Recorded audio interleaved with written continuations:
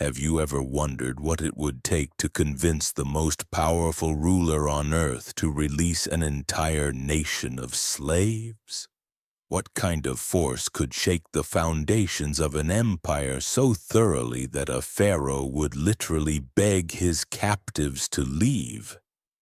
Well, the answer lies in one of the most dramatic confrontations in human history, a supernatural showdown that would forever change the course of civilization itself.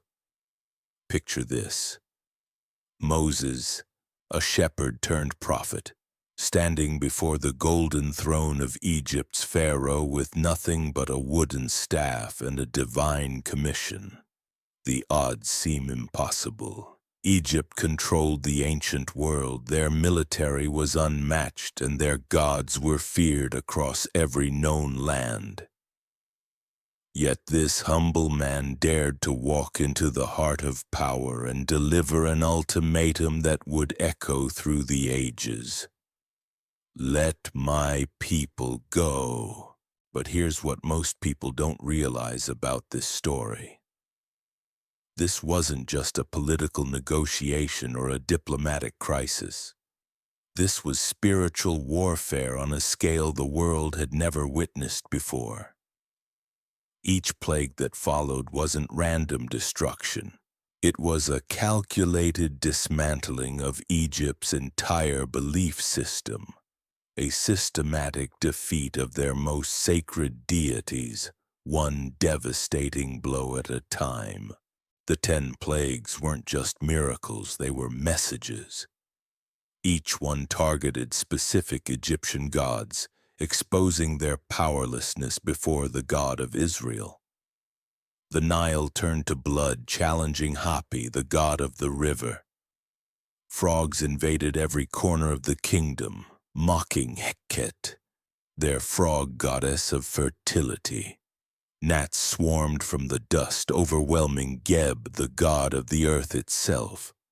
What started as a simple request became the greatest supernatural demonstration of power in recorded history. And by the time the final plague struck, even the mightiest empire on earth would be brought to its knees, begging the very slaves they had oppressed to take their freedom and flee into the night. But why did it have to be 10 plagues? Why not just one devastating blow to end it all? The answer reveals something profound about divine justice, human stubbornness, and the price of pride. God wasn't just freeing the Israelites, he was teaching the world a lesson about what happens when earthly power confronts heavenly authority. The story begins not with the plagues themselves, but with a promise made centuries earlier.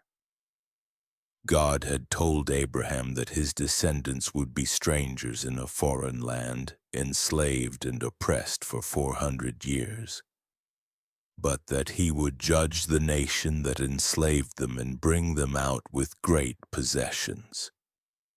Every Hebrew slave laboring under the Egyptian sun was living proof that God keeps his word, even when that word takes generations to fulfill.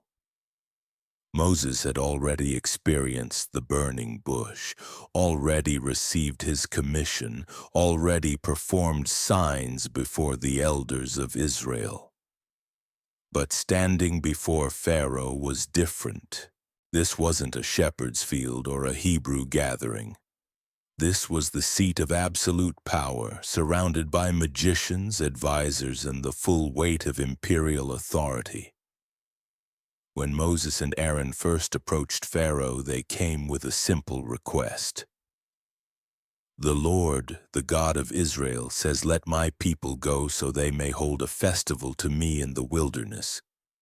Notice they didn't demand immediate freedom or threaten destruction. They asked for a 3-day journey to worship their God. It was reasonable, modest, almost humble in its scope, but Pharaoh's response revealed the heart of the conflict. "Who is the Lord that I should obey him and let Israel go? I do not know the Lord, and I will not let Israel go." In that moment, the battle lines were drawn. This wasn't about economics or politics. It was about recognition, authority, and worship. Pharaoh didn't just refuse the request, he denied the very existence of Israel's God. The consequences were immediate and brutal. Pharaoh ordered the Hebrew slaves to make bricks without straw while maintaining the same daily quota. What had been difficult labor became nearly impossible torture. The Israelite foremen were beaten when the quotas weren't met, and they turned their anger toward Moses and Aaron. "May the Lord look on you and judge you. You have made us obnoxious to Pharaoh and his officials, and have put a sword in their hand to kill us." Can you imagine the weight Moses must have felt? He had promised deliverance, but instead brought greater suffering. The very people he was sent to free now blamed him for their increased misery. In moments like these, faith is tested not by persecution from enemies, but by disappointment from those you're trying to help. This is where many would have given up, where human logic would suggest retreat and reconsideration. But Moses took his complaint directly to God. "Why, Lord, why have you brought trouble on this people? Is this why you sent me? Ever since I went to Pharaoh to speak in your name, he has brought trouble on this people, and you have not rescued your people at all." God's response was not an explanation, but a promise. "Now you will see what I will do to Pharaoh. Because of my mighty hand he will let them go. Because of my mighty hand he will drive them out of his country." The phrase "mighty hand" appears twice, emphasizing that what was coming would leave no doubt about the source of Israel's deliverance. The stage was set for confrontation. Pharaoh had hardened his heart. The Israelites were suffering more than ever, and Moses was learning that God's timeline doesn't always match human expectations. But sometimes the greatest victories require the deepest valleys, and sometimes freedom demands a price that only divine intervention can pay. When Moses and Aaron returned to Pharaoh's court, they came with more than words. Aaron threw down his staff, and it became a serpent, a sign of the power backing their message. But Pharaoh's magicians threw down their staffs as well, and they too became serpents. For a moment it seemed like a draw, Egyptian magic matching Hebrew miracle. Then Aaron's staff swallowed up their staffs, a subtle but unmistakable demonstration that Israel's God was superior to Egypt's sorcery. Yet Pharaoh's heart remained unmoved. He had seen power, but he refused to acknowledge its source. This stubborn pride would cost him everything.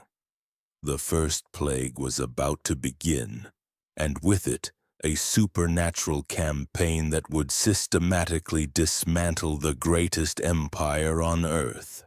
The morning sun cast long shadows across the Nile as Moses and Aaron approached the riverbank where Pharaoh conducted his daily rituals. This wasn't coincidence. The Egyptians believed their king was divine, and his morning walk to the sacred river was a public display of his supposed godhood.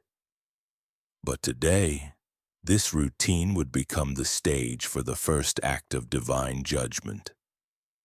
Moses raised the staff that had already swallowed the serpents of Egypt's magicians. With one decisive strike against the waters, the entire Nile began to change. The clear, life-giving water that sustained all of Egypt turned crimson red, thick as blood, carrying the stench of death instead of the promise of life. This wasn't just a miracle. It was a declaration of war against Hapi. the Nile god that Egyptians worshipped as their source of prosperity.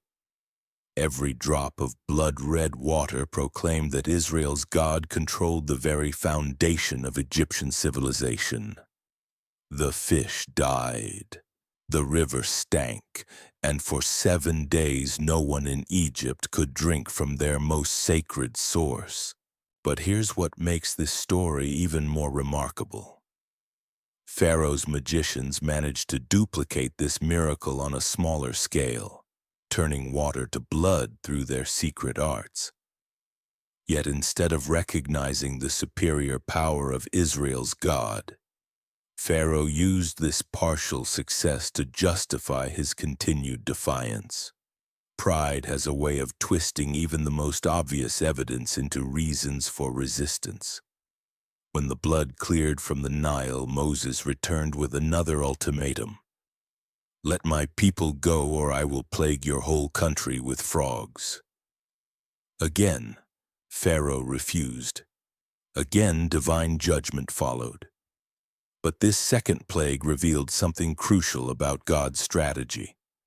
These weren't random disasters, they were precisely targeted attacks on Egypt's religious system. The frogs came up from the Nile in numbers beyond imagination. They invaded the palace, the bedrooms, the kitchens, the ovens, the kneading troughs. Everywhere an Egyptian turned, frogs covered the ground, the furniture, even their beds. The goddess Heket, depicted with a frog's head and worshipped as the protector of childbirth, was being mocked by millions of her own sacred animals turned into instruments of torment. For the first time, Pharaoh showed signs of breaking. He called for Moses and Aaron and made a deal. "Pray to the Lord to take the frogs away from me and my people, and I will let your people go to offer sacrifices to the Lord." It seemed like victory was within reach. Moses even allowed Pharaoh to choose when the frogs would be removed, demonstrating that this wasn't natural disaster but divine control. But the moment the frogs died and the relief came, Pharaoh's heart hardened once again. He saw that there was relief, and he went back on his word. This pattern would repeat itself throughout the plagues, revealing something profound about human nature. People will make promises to God in crisis that they abandon in comfort. The third plague struck without warning. Aaron stretched out his staff and struck the dust of the ground, and throughout Egypt the dust became gnats. They covered man and beast alike, a cloud of tiny tormentors that no Egyptian magic could replicate. When Pharaoh's magicians tried to produce gnats through their secret arts, they failed completely. For the first time, Egypt's wise men were forced to admit defeat. They told Pharaoh, "This is the finger of God." Even his own advisors recognized divine intervention when they saw it. Yet Pharaoh's heart remained unmoved, proving that intellectual acknowledgement of God's power means nothing without submission to God's will. The fourth plague introduced a new element that would shake Egypt to its core. Swarms of flies filled the houses of the Egyptians. But in Goshen, where the Israelites lived, there were no flies. For the first time, God made a clear distinction between his people and their oppressors. The Egyptians could no longer dismiss these events as natural disasters affecting everyone equally. This distinction terrified Pharaoh more than the plagues themselves. He realized that Israel's God wasn't just powerful, he was precise. He could protect his people while judging their enemies. Pharaoh tried to negotiate, offering to let the Israelites sacrifice in Egypt instead of leaving for the wilderness. But Moses refused the compromise. We must take a 3-day journey into the wilderness to sacrifice to the Lord our God as he commands us." Pharaoh finally agreed, but with conditions. "I will let you go to sacrifice to the Lord your God in the wilderness, but you must not go very far away." Even in apparent surrender, he was trying to maintain control. Moses agreed to pray for the removal of the flies, but warned Pharaoh not to act deceitfully again. The flies vanished, and once again Pharaoh hardened his heart and refused to let the people go. The pattern was becoming clear. Each plague brought temporary submission followed by renewed defiance. But with each cycle, the stakes were rising and the demonstrations of divine power were becoming more severe. The fifth plague targeted Egypt's economy and religion simultaneously. A devastating pestilence struck all the livestock of Egypt, the horses, donkeys, camels, cattle, sheep, and goats. But again, not one animal belonging to the Israelites died. The Egyptians worshipped bulls as sacred to their gods, and their entire agricultural system depended on livestock. In one day, their religious symbols and economic foundation were destroyed. Pharaoh sent investigators to confirm that Israel's livestock had indeed been spared.